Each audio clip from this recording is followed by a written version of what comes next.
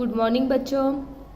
आज मैं आपको कक्षा 9th में सामाजिक विज्ञान में पाठ 4 भारत के राष्ट्रीय आंदोलन के विषय में पढ़ाऊंगी। बच्चों, इसके पहले हम लोगों ने गांधी जी का भारत में आगमन कब हुआ, रोलेट एक्ट कब स्टार्ट हुआ, मार्ले मिंटो के सुधार के विषय में जाना।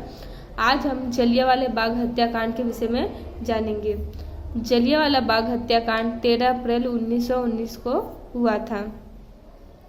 पंजाब में अमृतसर में से लोकप्रिय नेता डॉक्टर सत्यपाल और सैफुद्दीन किचलू की गिरफ्तारी हुई।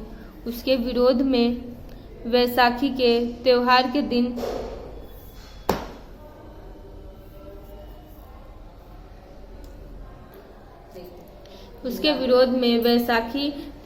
दिन पंजाब के अमृतसर में स्थित जलियांवाला बाग में एक सभा आयोजन किया गया था। मतलब पंजाबियों को बच्चों एक त्योहार है वैसाखी। उस दिन क्या है, अमृतसर में जलियांवाला बाग जो है वहाँ पे आयोजन किया गया था, जहाँ पे लोग इकट्ठा हुए थे।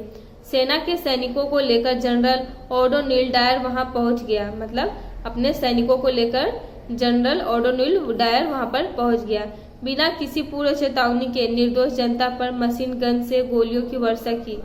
और वहाँ पर क्या है, बिना किसी चेतावनी के ऐसे लोगों पे गोलियां चलाना शुरू कर दिया। बाग के चारों ओर ऊंची दीवारें, बीच में खाली कुआं और बाहर निकलने का एक ही सकरा मार्ग होने से असंख्य लोग गोलीबार का भोग बने। देखो इसने क्या काम किया, ये जानता था कि वैसाखी का जो त्योहार होता है पंजाबियों का, ऐसे समय पर सब लोग इकट्ठा उस बाग में होंगे। और जनरल डायर क्या है, बिना किसी चेतावनी के वहाँ पे अचानक से पहुँच गया। वहाँ लोग त्योहार मनाने के लिए पहुँचे थे और ये भी अपनी सेना लेकर वहाँ पे अचानक से पहुँच गया। और बिना किसी चेतावनी के जो निर्दोष जनता थी उनके ऊपर मशीन गन से गोलियां चलाना शुरू कर दिया। एक तो जो वो जलियांवाला बाग था, यानी जो बाग था उसकी दीवारें इतनी ऊंची थी कि लोग इस पार से उस पार कूद के जा भी नहीं कर सकते। चारों ओर से दीवार घिरा हुआ था और उसमें बाग में एक सकरा पतला सा मार्ग था जो एक एक करके लोग निकल सकते थे। और फिर बीच में कुआं था। तो बच्चों क्या, ये लोग जब गोलियां चलाने लगे तो उनको कहीं जाने का मार्ग नहीं मिला। कुछ लोग, बहुत लोग मारे गए, कुछ लोग कुएं में कूद गए और कुछ लोग वो सकरे मार्ग से निकलने की कोशिश किए। सरकारी विवरण के अनुसार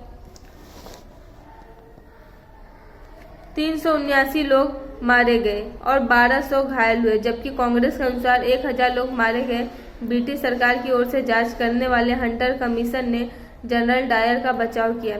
जो ब्रिटिश सरकार की ओर से जांच करने वाला हंटर कमीशन था वो जनरल डायर के पक्ष में था। जहां पर 1200 लोग घायल हुए थे और 389 लोग मारे गए थे, तो उन सब की जगह उन्होंने 1000 लोगों का ही सिर्फ आंकड़ा दिया था। और अज्ञानता में हुई प्रमाणिक भूल के रूप में क्षम्य माना। मतलब कि उन्होंने वो क्या बोला कि मुझसे अनजाने में यह गलती हो गई, इसलिए मैं इन सब के लिए क्षमा मांगता हूँ। दूसरी तरफ डायर जब इंग्लैंड वापस गया तब उसे 2000 पाउंड तथा तलवार भेंट कर सम्मानित किया गया। ये जो जनरल डायर था वो क्या है, इंग्लैंड जब वापस गया तो वहाँ पे उसको सम्मानित किया गया 2000 पाउंड डॉलर देके, और तलवारें भी भेंट की गई थी उसे। इससे भारत के लोगों को जबरदस्त आघात लगा। इससे भारत के लोगों को बहुत ही गहरा आघात पहुंचा। इस अमानवीय हत्याकांड के बाद गांधी जी की अंग्रेजों के प्रति रही सही श्रद्धा भी डगमगा गई। इससे क्या है, गांधी जी का अंग्रेजों के प्रति जो भावना थी वो भी खत्म हो गई। इस घटना ने समग्र देश में राष्ट्रीय एकता स्थापित करने में महत्वपूर्ण भूमिका निभाई। इस घटना से क्या हुआ, लोगों के मन में राष्ट्रीय एकता निभाने की भावना आई, लोग इकट्ठा होने लगे। असहयोग के भावी आंदोलन की भूमिका की इस हत्याकांड ने पूरी की। असहयोग आंदोलन के द्वारा इस हत्याकांड को पूरा किया गया। खिलाफत आंदोलन प्रथम विश्व युद्ध के दौरान तुर्की जर्मनी के पक्ष में शामिल हुआ था। इंग्लैंड की विजय के पश्चात उसके साथ जो संधि की गई उसकी शर्तें अत्यंत कड़ी और अन्यायपूर्ण थी। मतलब कि इंग्लैंड के विजय के पश्चात जो उसके साथ संधि की गई थी वो बहुत ही कड़ी थी और अन्यायपूर्ण थी उसके लिए। तुर्कों का सुल्तान उस समय इस्लाम धर्म का खलीफा यानी धार्मिक था।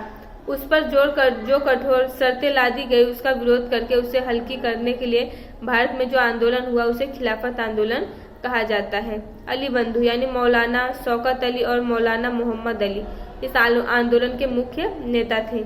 हिंदू मुस्लिम एकता के विचार से गांधी जी ने उस आंदोलन को समर्थन देने का अनुरोध किया।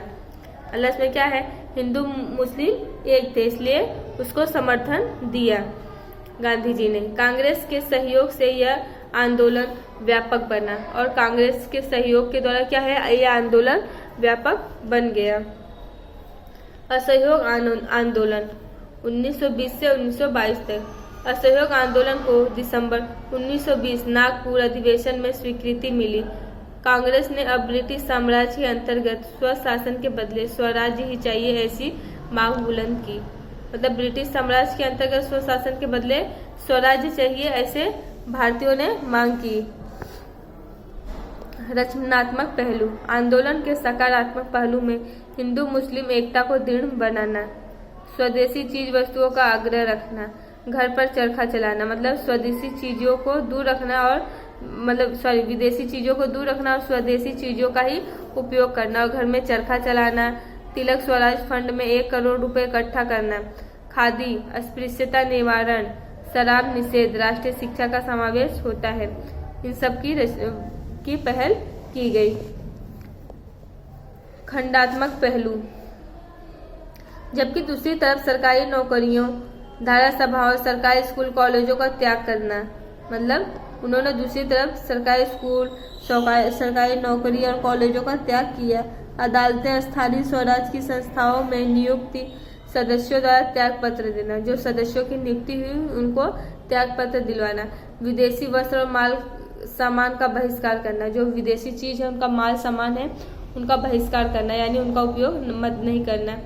सरकारी कार्यक्रम और उपाधियों वगैरह का बहिष्कार जैसे अनेक कार्यक्रमों का समावेश होता है। सरकारी कार्यक्रम, उनकी उपाधि दी गई है, उन सब का बहिष्कार कराना और जैसे अन्य चीजों का समावेश इसमें किया गया। असहयोग आंदोलन का कार्यक्रम। आंदोलन के प्रारंभ में महात्मा गांधी ने अपनी केसरे हिंद और रविंद्रनाथ ठाकुर ने नाइटहुड सम्मान आदि का त्याग किया। देश के अन्य नेताओं ने भी अपनी उपाधि या पदवी का त्याग किया। देश के अन्य नेता जो थे उनको जो सरकारी उपाधि मिली थी उन सबका उन्होंने त्याग किया। विद्यार्थियों ने अंग्रेजी विद्यालय और कॉलेजों को छोड़ दिए। जगह जगह विदेशी कपड़े की होली जलाई गई, मतलब जगह जगह विदेशी कपड़ों की होली जलाई गई थी, जिससे लोगों को ये पता चले कि इसका बहिष्कार किया गया है। ड्यूक ऑफ कैनेट भारत आया तब उसका बहिष्कार किया गया। नवंबर 1921 प्रिंस ऑफ वेल्स के सम्मान का भी बहिष्कार किया गया। ऐसे कदम ने पूरे देश में अच्छी योजना उत्पन्न की। ऐसे कदम उठाने से क्या पूरे देश में अच्छी योजना साबित हुई। दूसरी तरफ राष्ट्रीय विद्यालय कॉलेजों की स्थापना हुई। दूसरी तरफ क्या राष्ट्रीय विद्यालय और कॉलेज की स्थापना की गई, जिनमें काशी, बिहार, जामिया मिलिया, गुजरात आदि में विद्यापीठ का नाम आया। से राष्ट्रीय विद्यापीठों की स्थापना की गई। स्वदेशी का प्रचार जोर शोर से होने से इंग्लैंड में आयात होने वाले कपड़े, जूते, मौज शौक की चीज वस्तुओं में भारी कमी होने से उसकी गूंज ब्रिटिश पार्लियामेंट में सुनाई दी। देखो क्या है, विदेशी चीजों का बहिष्कार किया गया और स्वदेशी चीजों का प्रचार जोर शोर से होने से क्या है, इंग्लैंड को बहुत ही नुकसान होने लगा। धीरे धीरे इंग्लैंड को हुए भारी नुकसान से सरकार चौंक उठी। कहाँ गए? इसके बाद बच्चों इंग्लैंड को बहुत ही नुकसान हुआ। तिलक फंड में 1 करोड़ रुपए से अधिक धन एकत्र हुआ था। आंदोलन के दौरान हिंदू मुस्लिम एकता अनेक प्रसंगों में प्रकट हुई थी। तिलक फंड में क्या 1 करोड़ रुपए इकट्ठा हुए थे, फिर क्या आंदोलन के दौरान हिंदू मुस्लिम एकता में वो प्रसंगों में खत्म हुई। हिंदू जमींदारों और मुस्लिम किसानों के बीच मोपला विद्रोह मलबार टीका पात्र कहा जा सकता है और उसे ब्रिटिश सरकार ने कठोरता पूर्वक दबा दिया।